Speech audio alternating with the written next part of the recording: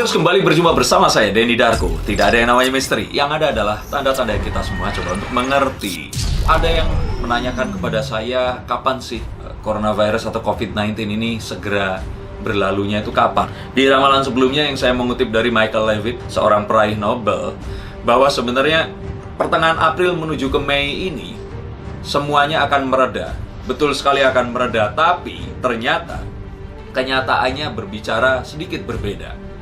Mereda di tempat-tempat yang dimulai secara bersamaan, seperti di Wuhan, seperti di Korea, seperti di negara-negara yang lain, dan juga mungkin di Jakarta pula.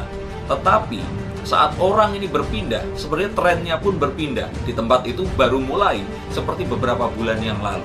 Dan ini akan terus terjadi di mana-mana. Sehingga ini sepertinya akan mengulang satu sejarah yang pernah terjadi sebelumnya saat pandemic Spanish flu yang pernah terjadi sebelumnya. Nah, kemudian apa yang harus kita lakukan dan melihat ini kira-kira kapan sih ini akan selesai? Nah, ada yang menanyakan kira-kira kalau lebaran seperti apa? Nah, saya katakan lagi sebenarnya virus ini akan selesai sebelum lebaran. Tapi lebaran tahun 2025 mungkin. Nah, kalau lebaran tahun ini saya pastikan lagi tidak akan selesai. Bukan saya mencoba mendahului sang kuasa dan sebagainya, ya kecuali mukjizat. Tapi kalau melihat perkembangannya saat ini, sepertinya ini semua kok akan menuju puncaknya saat lebaran nanti. Mengapa seperti itu? Karena kemarin banyak sekali orang-orang yang ngotot masih pulang kampung. Nah, orang-orang ini tentu saja pasti bawa oleh-oleh ke kampung-kampung mereka yang sebenarnya di sana itu nggak ada, tetapi dipindahkan secara tidak sengaja. Loh, saya sehat kok mas, saya sehat kok bang, saya nggak ngerasa apa-apa. Hati-hati, seorang carrier tidak harus sakit. Dia bisa saja membawa virusnya, menularkan di perjalanan dan di tempat itu tadi. Nah, yang saya lihat di sini orang-orang yang ngeyel seperti ini, seperti kartu Seven of Wands ini tadi, ini orang-orang yang panik.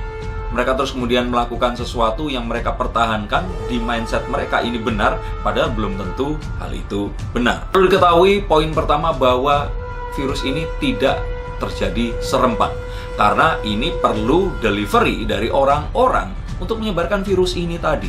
Dan saat satu tempat tergejalakan akan COVID-19 ini tadi, maka orang-orang di sekitarnya secara otomatis ya berpotensi untuk terdampak oleh coronavirus jenis COVID-19 ini tadi. Nah, jika memang itu yang terjadi, maka artinya kita harus berusaha untuk meratakan atau flatten the curve agar ini nggak bisa menyebar dengan lebih menggila lagi. Saya ingat ada satu wabah di mana mungkin kalau nggak salah cacar air ya, dan cacar air itu sendiri sebenarnya mirip sekali karena sama-sama disebabkan oleh virus ini tadi. Dan saya pun juga sampai detik ini belum pernah kena cacar air. Jadi artinya apa? Artinya adalah sebenarnya kita semua menunggu sampai ini semua mereda.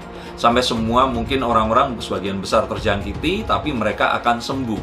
Nah, yang bahaya adalah orang-orang yang fisiknya tidak terlalu kuat. Satu orang yang sudah sepuh atau tua, dan orang-orang yang sudah memiliki penyakit yang sebelumnya. Orang-orang yang masih sehat mungkin akan bisa melalui ini dengan lebih mudah. Itu pun dengan mengabaikan bahwa ada satu fakta yang lain, yang ternyata virus ini telah bermutasi ke beberapa jenis yang berbeda.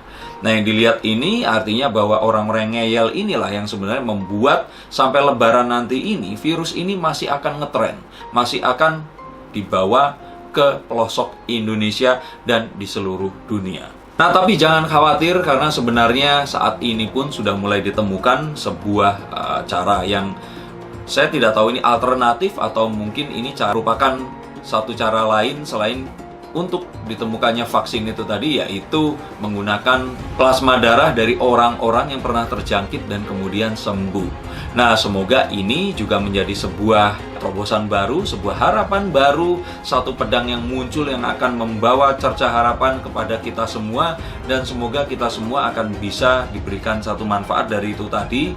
Mungkin akan menjadi sejenis vaksin atau bisa menyembuhkan orang-orang yang terdampak atau tergejala virus ini tadi dan tidak mengakibatkan sesuatu yang parah. Dan kalau ini semua bisa terjadi, kita semua nurut, tidak mudik, tetap di sini, sebenarnya ini akan menjadi lebih baik lagi daripada sekarang. Dengan kita stay di sini, saya pikir ini akan mengurangi dampak corona ini lebih baik lagi.